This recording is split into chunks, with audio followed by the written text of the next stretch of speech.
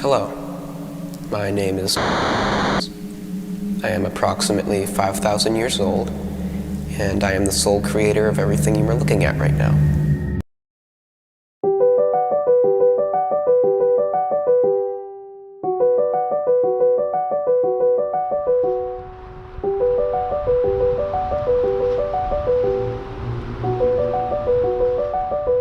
For the past 10 years, I've been building and experimenting with technology that allows computer systems to be seamlessly projected into the human brain, all the while creating this world for myself. But as far as I'm concerned, that was all so long ago that I can no longer remember it. I cannot give you a good reason why I've stayed here as long as I have, or even why I came here in the first place. But this is probably the most interesting thing anyone's ever done in all of human history.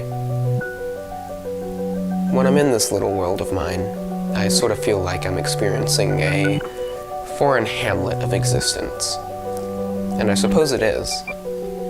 See, with this software, you can sort of fool the brain.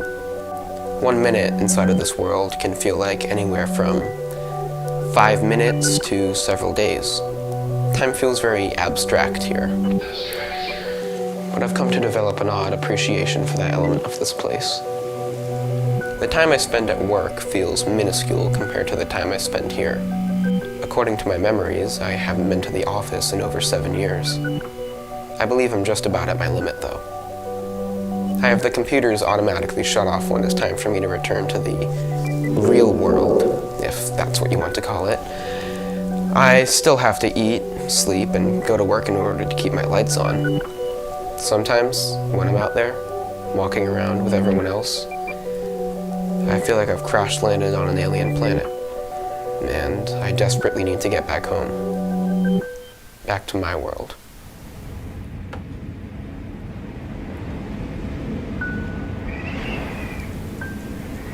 I am aware I could easily sell my technology for hundreds of millions of dollars and never have to work again. But when you've done the things that I have, being wealthy just sounds uninteresting.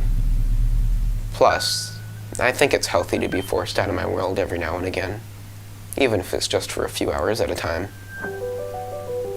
I have been approached on multiple occasions by several large tech conglomerates, which I will not name, and I'm refusing to reveal my identity, as I don't want any more attempting to seek me in my work. I started incorporating visits to my world into my schedule about 2 years ago, and in that time, I've been able to do more than anyone in human history ever has. Any book I want to read, anything I want to make, any sight I want to see. My freedom is nearly limitless. It was amazing for a while, but eventually, like with all things, I became bored. I decided that in order to feel fulfilled and content, I must give myself purpose. So, in all my free time, I set about constructing this town. Every tree you see, I planted. Every brick, I laid. I modeled this place after my childhood hometown. Since all the overpopulation and whatnot, it's sort of fallen down the gutter. I wanted to go back and remember what it was like to live there. I've had to go mostly off of memory, but I'll occasionally turn to some old photos and satellite data for assistance. And I do take some creative liberties here and there.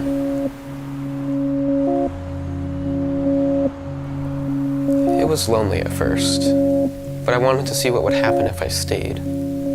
Would the loneliness continue to build indefinitely, or would I end up losing the necessity of human interaction altogether? The answer to that question lay somewhere in between the two. I got over my desperate need to talk to others, but after a while, that need was replaced with an emptiness, slowly filling my mind. I decided that in order to be happy where I was, I had to find a way to bring about other people. I tried experimenting with several different methods of artificial intelligence. Initially, I tried to use my brain as the computer that would run all of the NPC's characteristics and internal processes. That didn't end up working out very well, as I always felt as though I could predict everything they would do and say in the back of my mind. I still felt alone. It took me longer than I would like to admit, but I eventually discovered a downloadable simulation of a newborn brain that would develop just as a flesh and blood person would. I utilized that technology to build a society of people that would reproduce and spread naturally. It's been about 15 generations since then, and I have to say, I think I did a pretty magnificent job recreating civilization from nothing.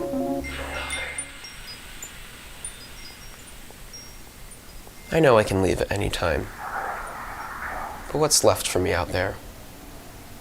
I suppose this is a bit like Plato's allegory of the cave. Prisoners sit captive in a dark cave, only able to see the shadows cast on the wall before them by an unseen fire. To the prisoners, the shadows are their reality. One day, one of the prisoners escapes and gets the chance to view the outside world. But the sunlight in the outside is too blinding for the prisoner.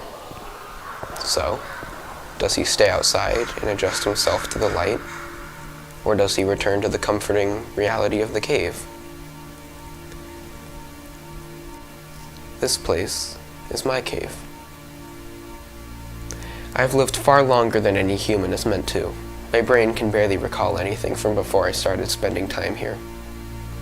I don't have that much memory available. I have to refer to a folder I made, filled with all the information on who I am, who I was. I think, when it comes down to it, I'm here because I'm scared. I'm really scared. I'm scared of the void that we will all inevitably end up in. I'm scared that when I get there, nobody will be waiting to tell me that I made it. I'm scared that even I won't know when I've made it. I'm scared that I will lose the privilege to be I. I think that's why I've decided to look like this. A teenage boy with his whole life ahead of him. I'm aware that this isn't a solution. I know I can't live forever. Nothing can. But if I could, wouldn't that be as infinitely terrifying as death? It doesn't matter how much money you have, or how many friends you've made, or the ideologies that you hold dear. We all drop off into the long sleep eventually. The only pathway anywhere close to a solution is to simply ignore it. Everyone ignores it in one way or another. I suppose some people just have to work harder to distract themselves than others. Some people will say that the life I live is unhealthy or disingenuous. That doesn't matter. Not to me. It's nicer here.